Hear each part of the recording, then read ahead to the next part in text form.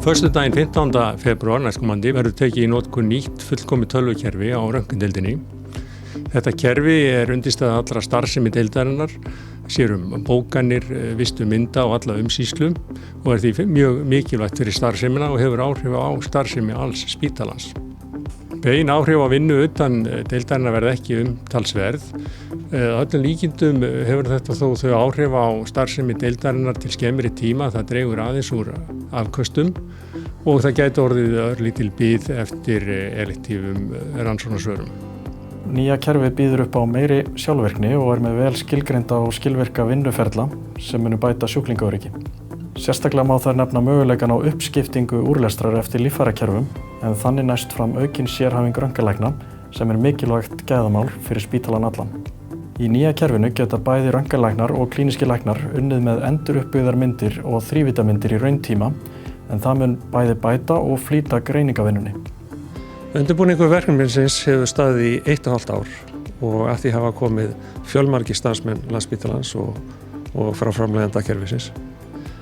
Þetta nýja PACS-kerfi leysir á hólmi eldra kerfi sem var upphaflega tekið í notkun árið 2003.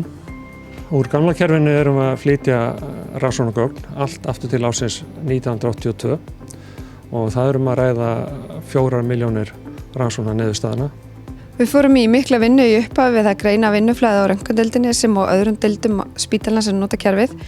Röntgenlæknar, geislafræðingar, aðstofafólk, ritarar og fleiri hafa fengið þjálfun við hæfi.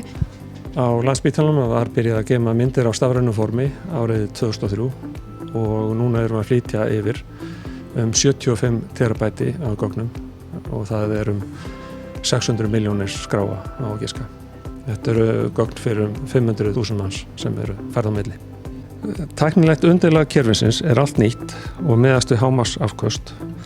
Fyrir ári síðan var gagnastæðum spítalans skipt út, meðal annars vegna þessa verkefnis. Þá hefur öllum nettjónum og vinnustöðum verið skipt út til þess að svartími og upplifun notenda verði sem allra bestur. Það mjög mikilvægt að læknar og aðrir fylgi beiðnum og rannsóknarniðurstöðum vel eftir á meðan innleiðingar tímabilinu stendur því það alltaf viss hætta á að einhverjir hnökrar verði á ferli rannsóknar. Núverandi tölvukerfi deildarinnar orðið gamalt og úrelt og lítum við með tillögun til þess að taka nýtt og mjög fullkomið kerfi í notkun.